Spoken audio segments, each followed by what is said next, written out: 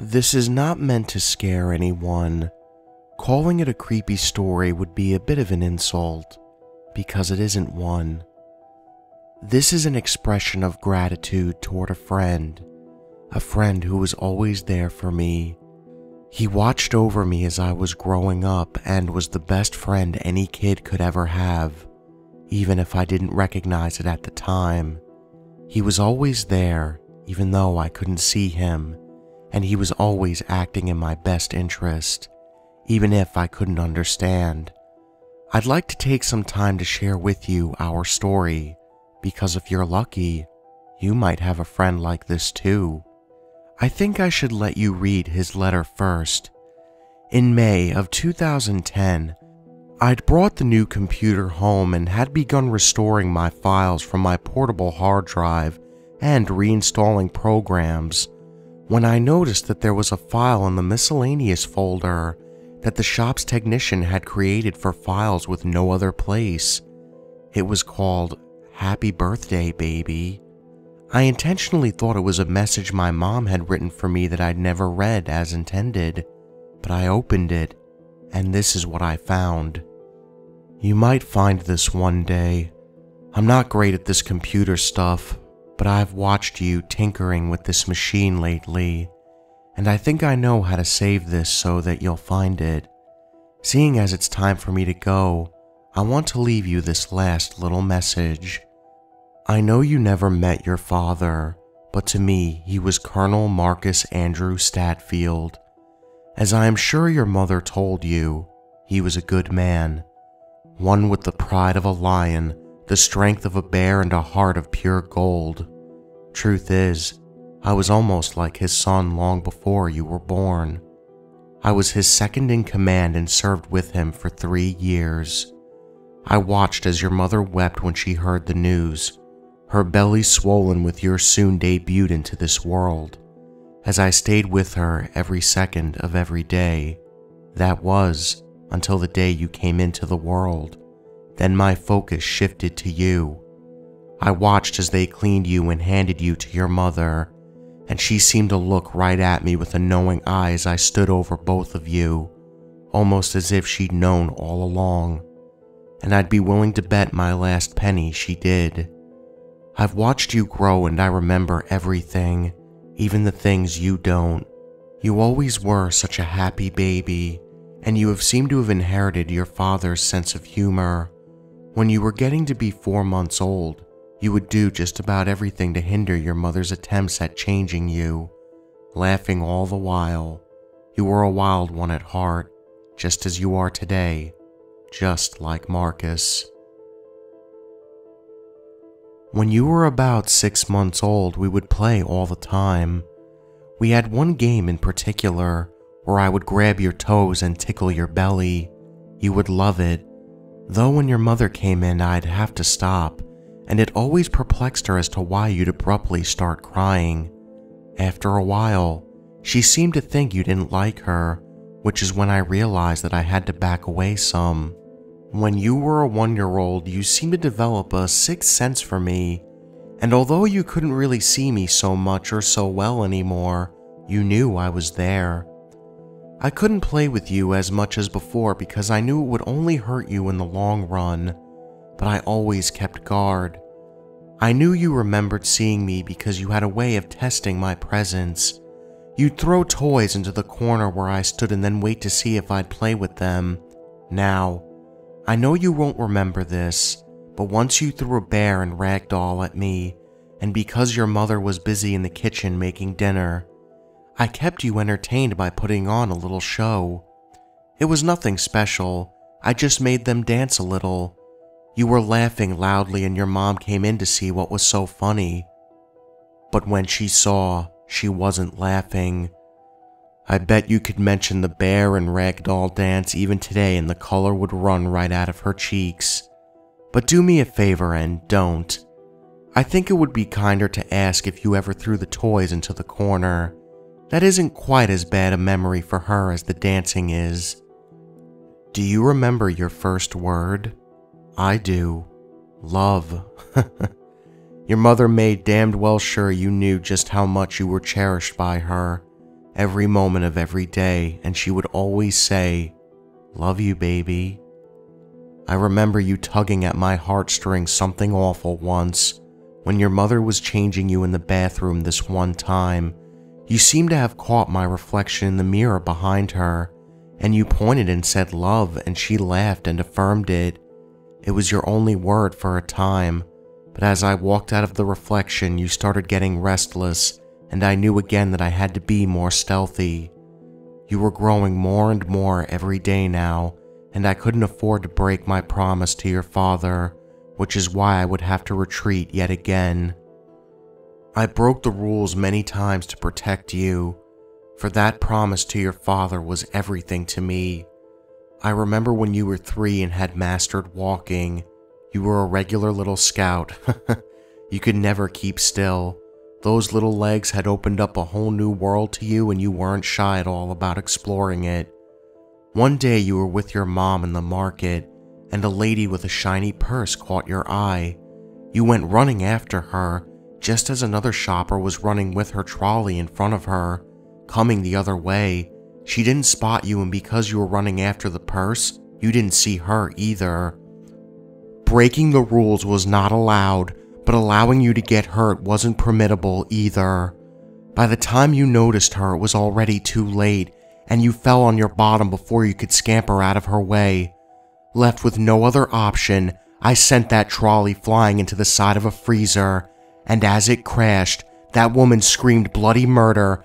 A man in a uniform," she screamed. You simply giggled as the crowd gathered and your mother came running. When she found you at the scene, you were safe and sound. You pointed to the trolley that had smashed the freezer window. You know what you said to her then? "Love, Mommy." I was hiding by then, embarrassed to have created such a scene, though I have to admit I was laughing on the inside. As you grew and became more aware, so did I, and I finally knew when I could and couldn't intervene. Doing too much would hurt the both of us, so I chose my moments carefully. You were a smart kid, just like your father, and most of the time knew how to handle any and every situation. If there was an option, you took it. Though I slipped up a few times as you were growing up, I do think I did well to keep an eye on you. It was just the little things to make your life a bit easier, things you probably won't remember, like putting your piano music sheets into your bag at night, turning off your television when you fell asleep, pulling the sheets over you on the colder nights, sorting your drawers, setting your alarm clock, closing your windows and door. You caught me doing 1 or 2 of these things a few times, and I want to take the time now to apologize for scaring you. This one time you were doing your homework and fell asleep at your desk, so I filled in all the answers for your math quiz. You'd made such a fuss to your mother earlier about how strict the teacher was about homework, and I knew you knew the answers anyway, but you suspected more than ever when you woke up and found that whole half a sheet you left incomplete was done. You were older and had forgotten that we were friends. Things you saw in the media about ghosts scared you, and you had every right to be afraid. I just want to say I'm sorry. I never meant to make you cry. If only I had taken a little extra care, you'd never have known. I just wanted to keep you safe and happy.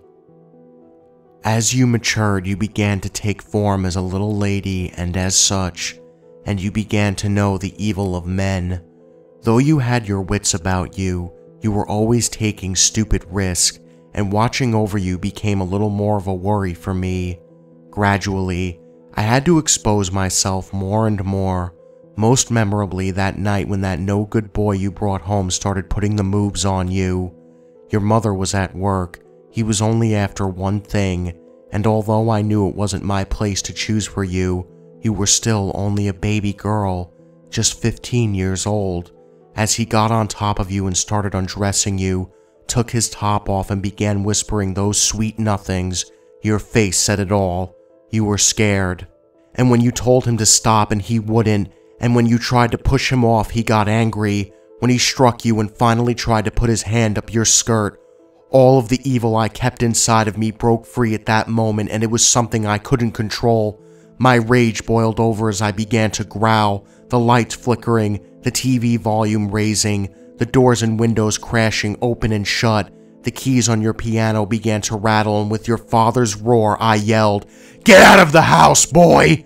He ran out of that room, and you tried to follow, but I slammed the door in your face and wouldn't let the handle go until your mother pulled into the driveway. I'm so sorry, kid.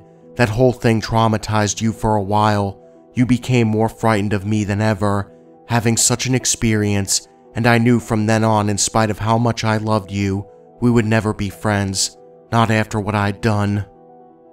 Some nights you used to sit awake late into the evening, watching for me, and I'd have to sit in the darkest corner, looking right back at you, unable to reassure you that I wasn't here to cause you harm. You used to scream, "I hate you, get out, leave me alone!" And just as you used to do as a toddler, you would throw things into my corner, only instead of toys for me to play with, this time it was heavy books, CD cases, anything you could get your hands on to get me to move. You used to sit in your bed watching that corner. I always felt terrible about what I did. I'd almost broken that promise to your father, but more importantly, I'd almost broken the personal promise I'd made to you. It was like that until that night you tried to make peace with me. That night you sat up in your bed and said, "If you're here, I'm sorry. You were only trying to stop him." I wanted to say something, but I couldn't, even as you shuffled around nervously and called, "You're here, right? Could you show me a sign?" I wanted so badly to give you something, anything to show you I was there and that I'd heard that, but fearing that you would lose it if I did, I kept silent and just nodded, in the dark corner where you couldn't see me. You have to know I was never mad at you. You were just a little girl and that little prick tipped me over the edge. Promise me you'll never do anything like that again, won't you? It's your 18th birthday today, which is exactly why I'm writing this to you. I want to wish you a happy birthday. I'm sure your dad's getting sick of keeping that bar stool open for me. Live a good life, try not to forget about me, and know you turned out great. Your father would be so proud of you. This letter is my present to you, and don't worry about the spooky corner anymore. My final order is complete. I don't know about you, but I think this trooper deserves a drink. You sure were a handful. If you find this one day, try calling out to me. Take care, be safe, and live a happy life. Love, Lieutenant Ashley Gilchrist. P.S. If you call out my name, call me what you used to call me as a kid. That always got me to come running. I was gobsmacked when I read this letter. Everything finally made sense. All those things that happened when I was growing up. I'd always thought I was seeing things until the day my ex-boyfriend almost raped me. I'll be the first to admit that I was scared of him because I didn't understand what he was, why he was there or what he was after, but now I see that I had it all wrong. A few days after reading the letter, I asked my mom a few questions about the spooky things that happened when I was growing up. She was very nonchalant about the whole thing, until I mentioned what happened in the market. There, she stopped cleaning, sat down her cloth, turned to me and smiled. "You always had a guardian angel watching over you, honey. I don't know if it was your father or not, but whoever it was, it made sure nothing bad ever really happened to you." As she turned around and began cleaning the dishes, she asked, "So I guess you met it then, right? Your spirit friend?" "Not exactly. He left something for me." I went upstairs, brought my laptop down and showed her the letter on my computer. My mother was crying by the time she finished and she told me all about my dad's friend. He was a kind boy. Mark brought him home once to meet me and he had a certain thing about him. That man was as loyal as a dog to your father. He had a love and respect for him that even I was intimidated by at times. When he came to our home on leave, Marcus nearly had to order him to make himself at home, and he even had to be asked to take his uniform off. He looked up to Marcus almost like a boy looks up to his father. I don't really know his background, but I remember your father telling me that he was a good drinking partner, a fine soldier, and an invaluable friend. She took a deep breath and choked back a few of her tears before continuing on. They found that poor boy and your father all alone in a building that had been overrun by their enemy. They'd been out on recon, and their team got separated when they came under fire.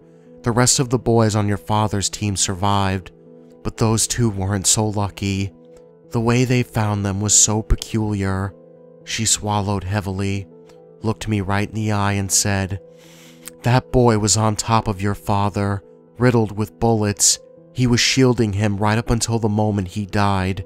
He could have gotten away, but he refused to leave your injured father's side." With that, we both burst into tears. Love, that's exactly what he was. He was a guardian. I'd never had any reason to be afraid of him, and I'd given anything just to tell him I was sorry and that I loved him back. I had no right to have done all those terrible things I did to him at the end.